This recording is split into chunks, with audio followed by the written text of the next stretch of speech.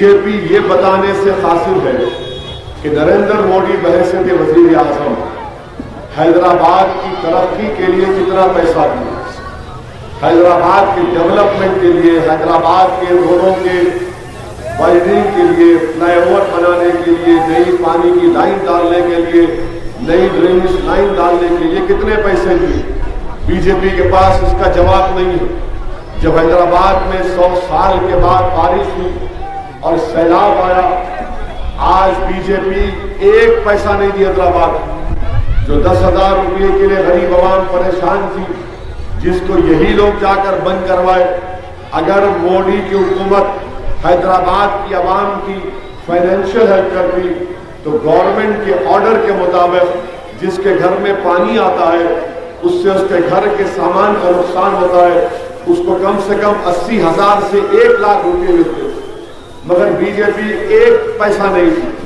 अब अपनी जब हम इनके कमजोरियों को आवाम के दरमियान रखते हैं तो बीजेपी की तरफ से बोला जाता है असदुद्दीन ओवैसी चीना है, भूला है। अरे भाई, आप शहर के लिए क्या किए बताओ ना। और बल्दिया के इंतखाबात में, जरा बच्चों को, बल्दिया के इंतखाबात में हैदराबाद का नाम बदल देंगे। हैदराबाद का नाम क्या रखेंगे आप? तो बीजेपी कहती है हैदराबाद का नाम भाग्यनगर रखेंगे। आप ये बताइए कि इस शहर की पहचान इसके नाम से है, इस शहर की खूबसूरती उसके नाम से है। तो बीजेपी का कोई डेवलपमेंट से कोई ताल्लुक नहीं है, पैसे नहीं देंगे और बीजेपी बोलेंगे हम हैदराबाद का नाम बदल देंगे। अरे क्या क्या बदलोगे तुम? क्या चार मीनार का नाम बदल दोगे? किले गोलकुंडे का नाम बदल दोगे? क्या क्या बदल देंगे आप? इनका एक ही मकसद है कि जहां कहीं बीजेपी को मौका मिलता तारीख को बदल देना। इसीलिए तो बीजेपी का एक अक्लमंद बोल दिया कि ताजमहल नहीं है, वो कोई और चीज थी। तो इनका मकसद एक ही है कि फिरका परस्ती को फरोग दिया जाए, तारीख और तहजीब और तमद्दुन को खत्म करके रख दिया जाए।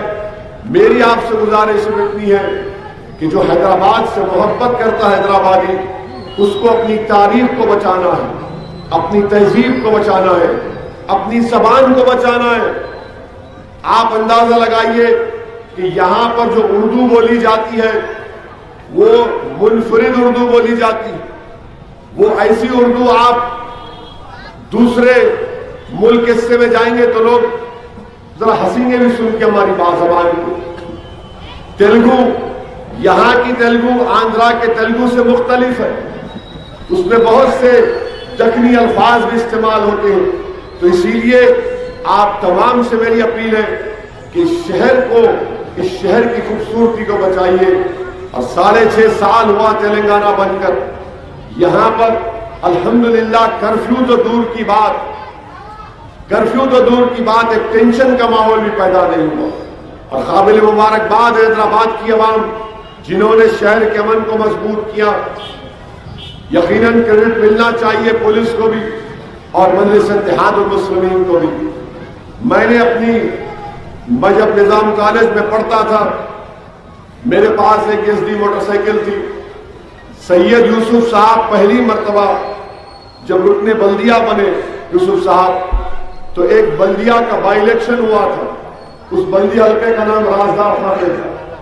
राजदार खां पेट उस बल्दी हल्के का नाम था उस वक्त।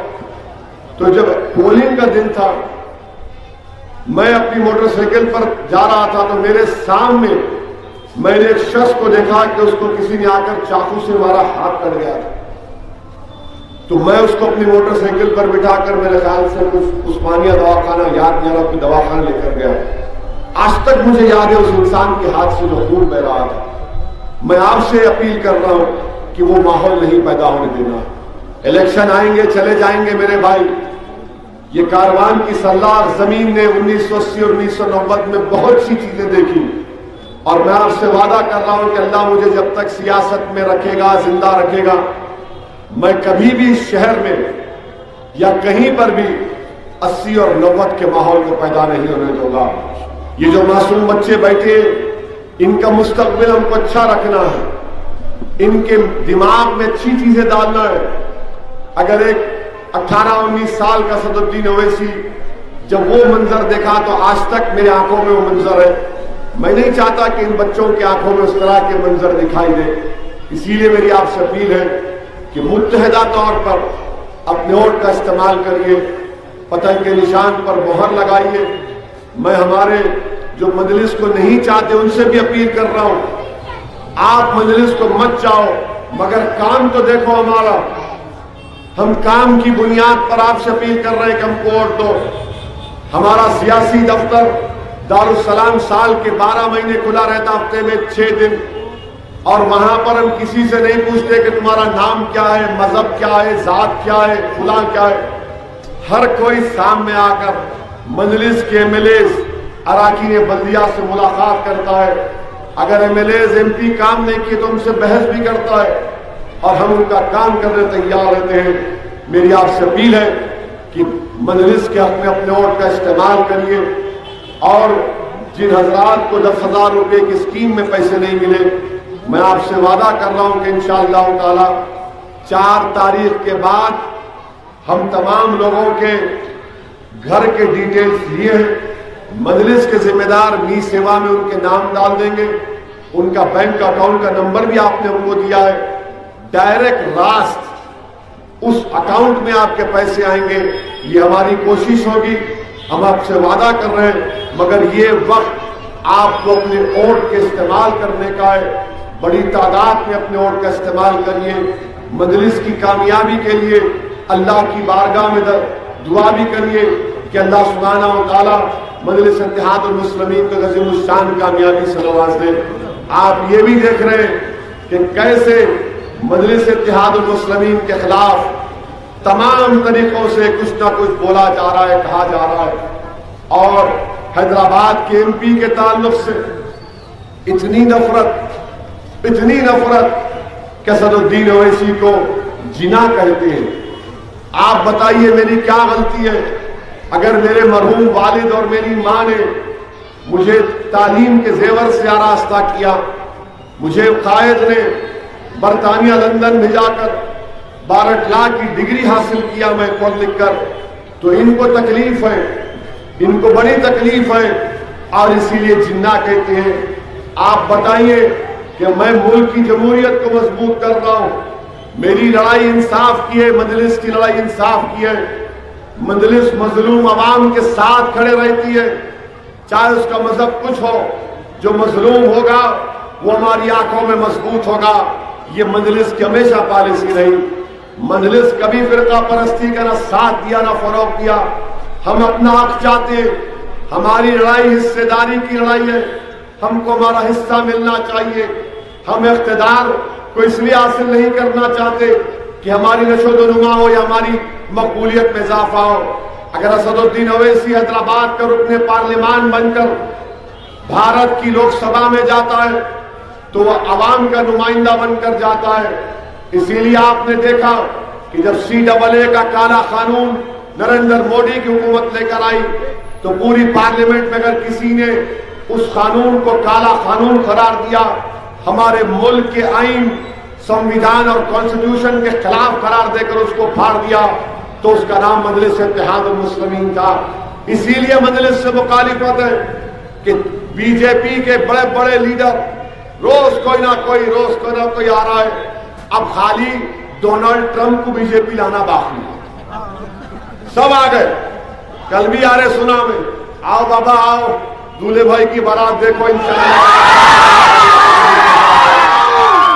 सब आ रहे, आओ कोई बात नहीं, हमारी बारात में तुमको बाराती बनना पड़ेगा। ये हमारा शहर है, ये हमारा शहर है, हमारा शहर रहेगा। यहाँ की रोडें हमारी, यहाँ के चबूतरों पर हम रातों बैठकर अपना वक्त गुजार दिए। आज आप आकर हैदराबाद के एमपी को क्या क्या गालियां बक रहे हैं, अनाप शनाप बक रहे हैं। मुझे पूरा यकीन है कि यहाँ की आवाम आपको जमहूरी तरीके से जवाब देगी और 1 तारीख को जाकर आपको जवाब मिल जाएगा और इंशाअल्लाह ताला यहाँ पर फिर से नफरत की दीवारों को उठने नहीं देंगे। यहां पर घर घर में लड़ाई को उभरने नहीं देंगे। मेरी आपसे गुजारिश है कि मजलिस की कामयाबी के लिए दुआ भी करिए और बड़ी तादाद में अपने वोट का इस्तेमाल करिए। और मैं उम्मीद करता हूं कि जनाब जाकिर बाखरी साहब को अल्लाह सुब्हानहू तआला ने कम उम्री में अल्लाह ने उनको बड़ी इज्जत से नवाजा। वो पूरे इखलास के साथ यहां की डिवीजन की खिदमत करेंगे। आप जब कभी बुलाएंगे वो दौड़ते आएंगे और जो काम अवाम उनसे उम्मीद लगाकर बैठी है वो उसको पूरा करेंगे। अस्सलाम वालेकुम व रहमतुल्लाह।